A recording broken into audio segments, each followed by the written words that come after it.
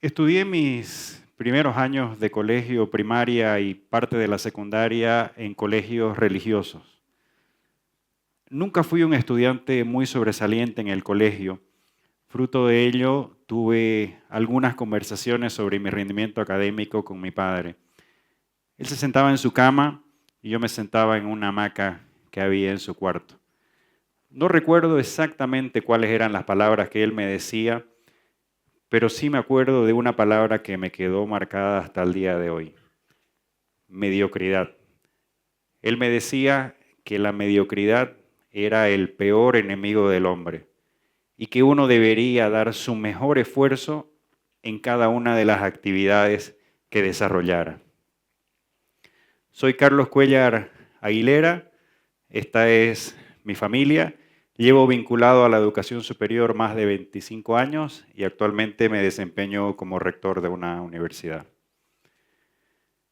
Volviendo a mi historia, cuando entré a la adolescencia empecé a cuestionar por qué teníamos que aceptar todo lo que nos decía un adulto o por qué teníamos que estar de acuerdo con lo que nos decía el profesor o por qué no podíamos tener ideas propias. Como se imaginarán, en un colegio tan estricto como el mío y en esa época, esto me generó ciertos conflictos, pues tenía discusiones con mis profesores. Hasta que llegó un día y el director me dice que me tenía que ir del colegio, por lo que él llamaba mala conducta, y yo hasta el día de hoy estoy convencido que fue el inicio de mi espíritu contestatario. Voy a tratar de reflejarles una anécdota para que entiendan lo que digo. Estaba en mi clase de dibujo técnico, le presento el trabajo al profesor y él me dice: rehacelo. ¿Está bien, profe? ¿En qué me equivoqué para no cometer el mismo error? Y simplemente me responde: rehacelo. Me voy a mi asiento, saco el famoso borrador de pan de miga que nos hacían comprar, empiezo a borrar, se me acerca y me hace una X grande con bolígrafo en mi trabajo. Entonces yo lo miro y le digo: ¿Qué pasa? Le digo: ¿por qué hace eso? Te dije que lo rehagas, estoy borrando para rehacerlo. Entonces ya me entra la rebeldía, saco mi borrador azul con rojo y empiezo a borrar el bolígrafo. Él se molesta más, arruga mi hoja: te estoy diciendo que lo rehagas. Yo ya sin decir nada, empiezo a estirarme y vuelvo a borrar. Bueno, eso causó que me saque del curso y posteriormente el director hable conmigo.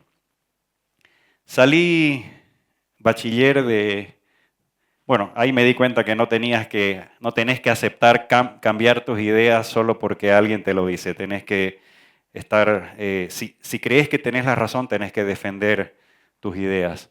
Salí bachiller de otro colegio y mis padres me dieron la posibilidad de irme a estudiar al exterior.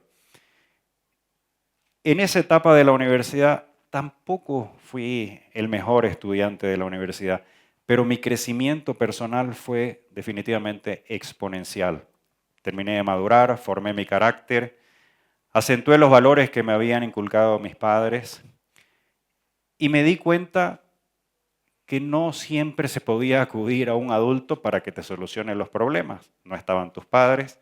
En realidad me di cuenta que el adulto era yo y que yo tenía que definir mi futuro y solucionar mis problemas.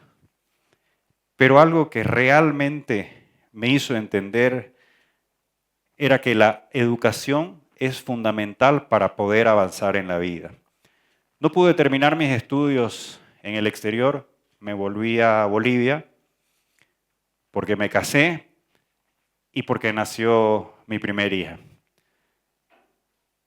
Estoy convencido que este es un punto de inflexión en mi vida. Hay un Carlos antes y después de este momento. En primer lugar, porque tenía otra persona que me exigía a que yo sea cada vez mejor, en otras palabras, como me decía mi padre, a no ser mediocre, y además porque había una personita que dependía 100% de mí, que era mi hija, Ana Laura. Carlos Daniel y Kiara vinieron a reforzar este sentimiento después, que son mis otros dos hijos. A partir de ese momento, mi rendimiento académico fue muy bueno, empecé a trabajar y estudiar al mismo tiempo, y curso que había lo tomaba, curso que estaba a mi disposición lo tomaba.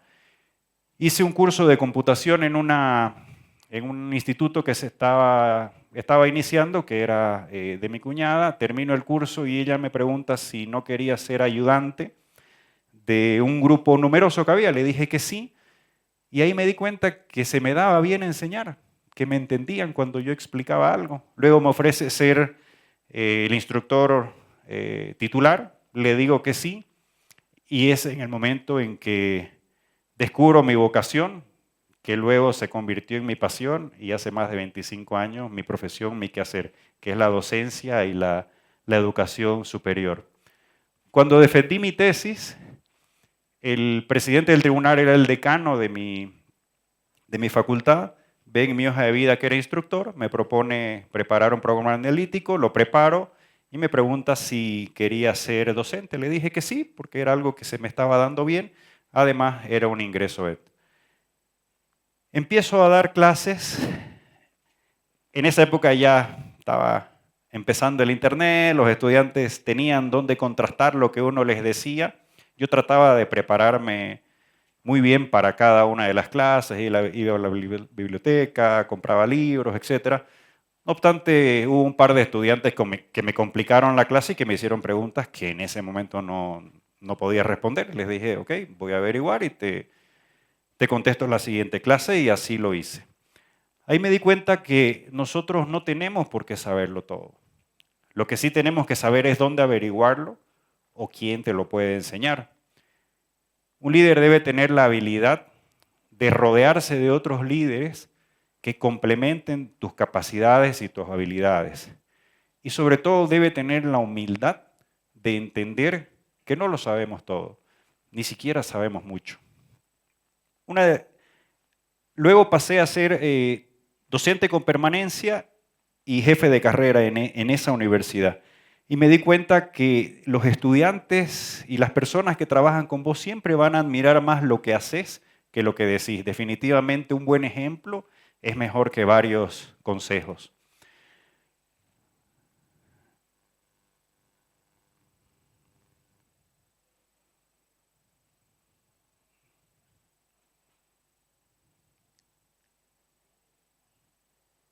Una de las charlas que daba en la universidad era de marketing personal.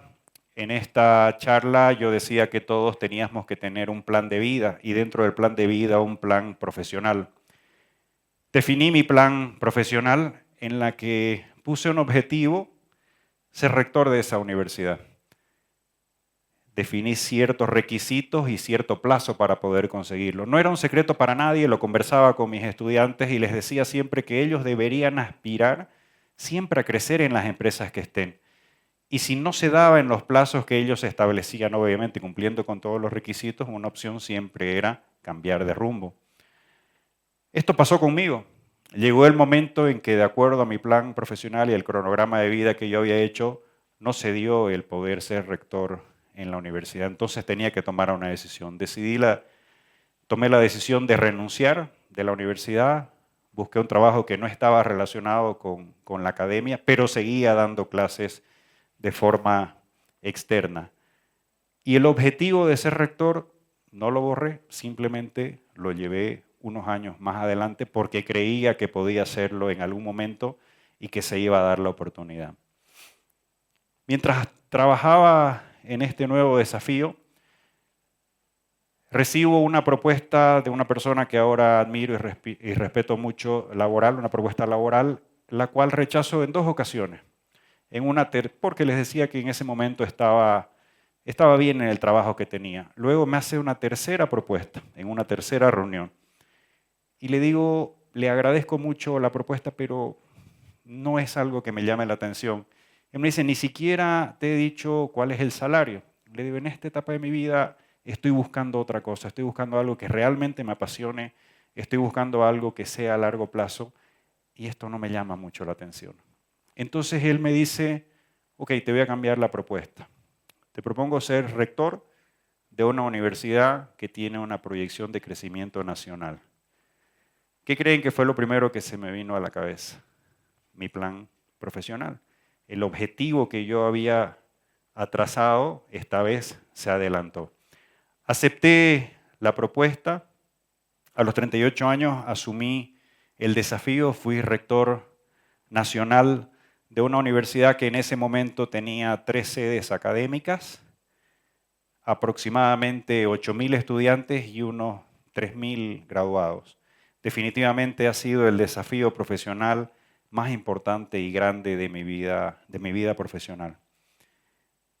Gracias al esfuerzo que hemos hecho con todas las personas que trabajan y han trabajado en estos años dentro de la universidad, hemos logrado convertir en esta universidad en una universidad con 30.000 estudiantes, presente en los 9 departamentos y con más de 17.000 graduados. La verdad que es un desafío que aceptamos y gracias al esfuerzo de todo un equipo hemos logrado crecer bastante.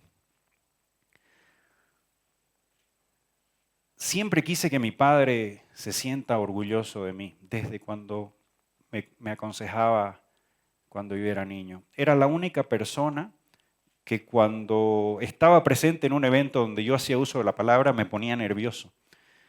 Yo no sabía exactamente cuál era el motivo, hasta que después me di cuenta que era ese niño que no quería ser mediocre ante su padre. Lamentablemente, mi padre falleció el año pasado y dentro de esos momentos de tristeza empecé a leer algunos chats que tenía con él y algunas publicaciones que él había hecho en mis redes sociales. Y en varias ocasiones me decía que se sentía orgulloso de mí. Tal vez cuando lo escribió yo no le presté atención, pero en ese momento fue muy importante. Fue algo que me hizo notar que ante los ojos de él yo no era una persona mediocre y era una persona que había logrado algunas cosas en la vida, en lo profesional y en lo personal. Creo que nada de eso ha sido una casualidad. Hay muchos motivos para uno poder crecer en los distintos planos de la vida, pero quiero comentarles algunos de ellos. El primero, definitivamente la educación, ¿no? Estoy convencido de que la educación es clave para poder salir adelante.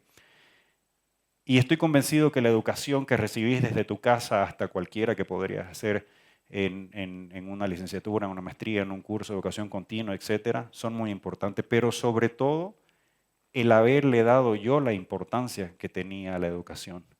Los valores son fundamentales, los valores no se negocian, los valores que te inculcan en casa son lo que deben regirte el resto de tu vida. Y es lo que yo trato de inculcar a mis hijos en primer lugar, que ya no están tan chicos, pero sigo tratando de aconsejarlos, a mis estudiantes y a las personas que trabajan o tienen alguna relación conmigo. El punto de inflexión que tuve al formar una familia, al formar un hogar, fue, como les dije hace un momento, un Carlos antes y un Carlos después de esto. Me cambió totalmente la vida. Era haber identificado mi vocación, transformar esa vocación en pasión y hacer de eso una forma de vida. La docencia, la educación superior y el espíritu contestatario. Ese niño que borraba el bolígrafo fue creciendo con ese mismo espíritu.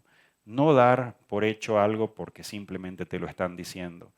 No importa el nivel jerárquico, no importa la posición. Si vos crees que tenés la razón, tenés que hacer prevalecer tus ideas. Si alguien te convence que estás equivocado, sin ningún problema podés dar tu brazo a torcer, no se trata de eso, pero creo que necesitamos más líderes contestatarios, más líderes que propongan, más líderes que cuestionen. No sé lo que nos depara el futuro, estamos en una situación incierta, pero sí estoy seguro de algo, que voy a seguir tratando de ser mejor y de dar lo mejor de mí para no convertirme en lo que mi padre me decía que era el peor enemigo del hombre, la mediocridad. Voy a seguir trabajando, voy a seguir esforzándome para el bien de mi familia, para el bien de todas las personas que trabajan en nuestra institución y sobre todo para el bien de todas las personas que confían en nosotros y estudian y se capacitan en nuestra universidad. Estas breves palabras espero que puedan motivarlos a ustedes a escribir el plan de vida que seguramente será la historia que ustedes contarán en unos breves años. Y con esto quiero agradecerles por haberme permitido contarles cómo la educación ha sido el hilo conductor de mi vida. Muchas gracias.